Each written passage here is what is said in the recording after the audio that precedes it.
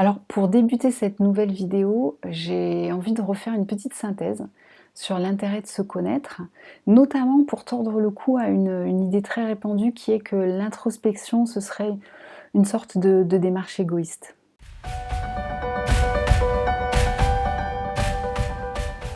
De mon expérience, si on ne se connaît pas, on a finalement le choix entre deux types d'existence. Soit on devient despotique, parce que comme on ne sait pas être à l'aise au milieu de l'incroyable chaos du monde, on va tenter de le plier à notre exigence, on va vouloir le soumettre à notre vision des choses, on va en quelque sorte tordre sa réalité pour qu'elle nous convienne et quand on n'y arrive pas, on va s'en désoler et puis on va le critiquer. Voilà, on comprend mieux pourquoi du coup notre monde est si intransigeant puisque comme nous procédons tous de la même manière, c'est pas très souple. Soit on se positionne comme sa victime et à ce moment-là, on va vivre dans une espèce d'espace de résignation un peu désespéré, dans lequel on souffre de ce qui nous dérange et on évite au maximum toutes les situations qui pourraient nous sembler être à risque dans la vie. Alors dans un cas comme dans l'autre, ce qu'on produit, c'est pas très joyeux, c'est pas très libre, et c'est une forme ou une autre de malheur. Si on veut un monde qui soit moins malheureux, finalement, ce qu'il faudrait, c'est quand même au moins d'arrêter d'y apporter sa propre production, sa propre contribution.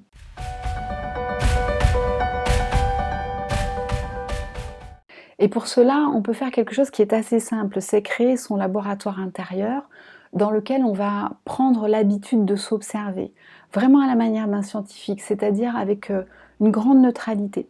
Et ce dernier point, c'est très très important. C'est une démarche dans laquelle on ne cherche pas un avis ou un jugement ou à avoir raison.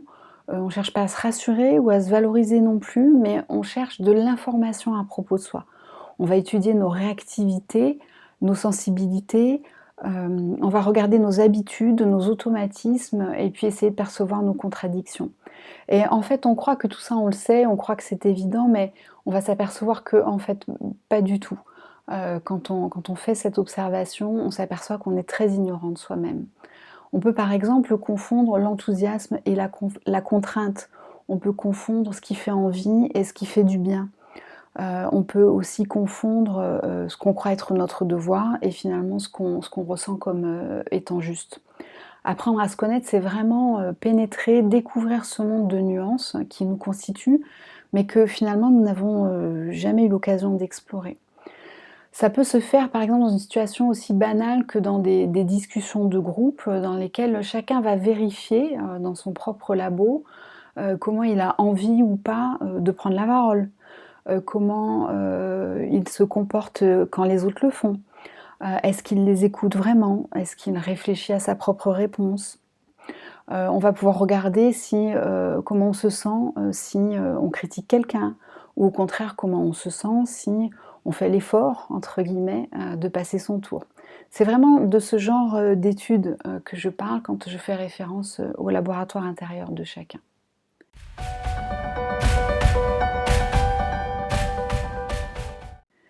Et dès que l'on consent à observer sans juger, dans une grande neutralité, juste pour, finalement s'informer, on va faire des constats qui vont tout de suite nous amener à changer des petites choses, mais qui nous seront très, très profitables. Donc je vous encourage vraiment à adopter cette position d'être à la fois la personne, qui vit, mais aussi celle qui, cherche à observer, son interaction avec la vie pour étudier la réalité, de nos comportements et pas seulement les idées qu'on s'en fait. Je vous remercie beaucoup si vous faites ce travail. Je crois que vraiment si nous avions conscience, du malheur que l'on, véhicule sans le vouloir ou sans le savoir, on pourrait en faire, disparaître une grande partie. C'est, un pas conséquent vers un peu plus d'intégrité et de soulagement pour tous. Voilà, prenez soin de vous, respectons-nous, restons soudés et à très bientôt.